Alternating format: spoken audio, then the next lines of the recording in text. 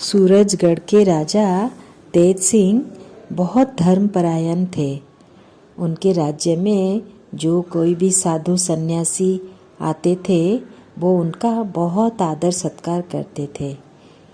एक ऐसे ही सन्यासी उनके राज्य में रुके हुए थे।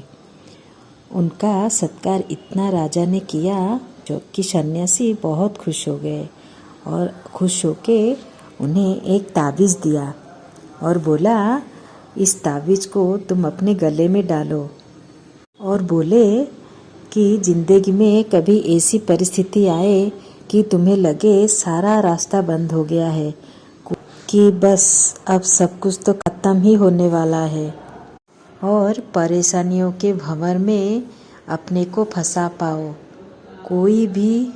कोई प्रकाश की किरण नज़र ना आ रही हो, सब चारों ओर हताशा और निराशा हो, तब तुम उस ताबीज़ को खोलना और उसमें रखे हुए कागज़ को निकाल के उसमें जो कुछ लिखा है उसे पढ़ना। इससे पहले बिल्कुल भी नहीं। राजा ने सन्यासी की बात मानकर उस ताबीज़ को गले में पहन लिया और एक दिन की बात है, राजा अपने सैन्यों को लेकर जंगल के अंदर शिकार के लिए गए और एक बाघ के पीछे भागते हुए उन्होंने शत्रु राज्य की सीमा में प्रवेश कर गए। घना जंगल था। धीरे धीरे जंगल अंधेर की घेर में आ रही थी। तभी कुछ दुश्मनों के सैनिकों के घोड़ों की टापों की आवाज़ राजा को आई। राजा अपने घोड़ों के लगाम को इतना जोर से खींचा कि घोड़ा जोर से दौड़ने लगी और राजा आगे आगे भागते रहे, पीछे पीछे दुश्मनों के सैनिक। ऐसे बहुत दूर भाग के भी राजा दुश्मनों के सैनिकों से अपना पीछा नहीं छुड़ा पाए।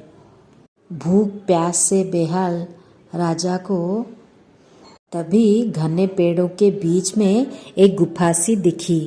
राजा ने तभी स्वयं को और घोड़े को उस गुफा की आड़ में छुपा लिया और उसके अंदर अपने सांस को रोककर बैठ गए।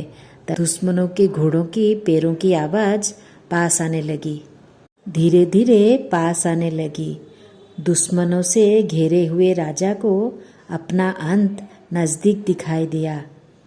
उन्हें लगा कि कुछ ही क्षणों में दुश्मनों के सैन्य उन्हें पकड़ लेंगे और मौत के घाट उतार देंगे। वो पूरा हार चुके थे, पूरा निराश हो गए थे। चारों ओर उन्हें निराशा, हताशा ऐसा दिखाई दे रहा था। कोई भी उम्मीद की किरण उन्हें नज़र ही नहीं आ रही थी कि तभी उनका हाथ उनके गले में पड़े हुए ताबीज़ के ऊपर पड़ा। उनको याद आ गया, सन्यासी ने उनको एक ताबीज़ दिया था। तो झटपट से उस ताबीज़ को वो खोलकर उसमें रखे कागज़ को निकालकर पढ़ने लगे। उसमें लिखा था, ये भी कट जाएगा। अचानक से राजा को इतने घोर अंधकार में जैसे कोई रोशनी सी दिखी। डूबते को जैसे कोई सहारा मिल गया।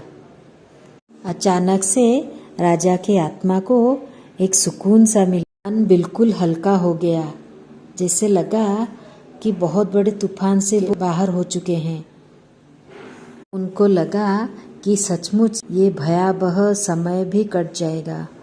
राजा ने अपने आप को बोला, तो फिर मैं क्यों चिंतित हूँ। उन्होंने भगवान के ऊपर विश्वास रखा और संन्यास की बात याद करके स्वयं से कहा कि यह भी कट जाएगा। और ऐसा ही हुआ। दुश्मनों के घोड़ों के पैरों की आवाज़ पास आते आते दूर जाने लगी और कुछ समय के बाद वहाँ पर शांति छा गई। ऐसे करके राजा ने रात में उस गुफा से निकलकर कैसे करके अपने राज्य में वापस आ गए। इसी तरह के नए नए कहानियाँ देखने के लिए हमारे चैनल को लाइक और सब्सक्राइब करें।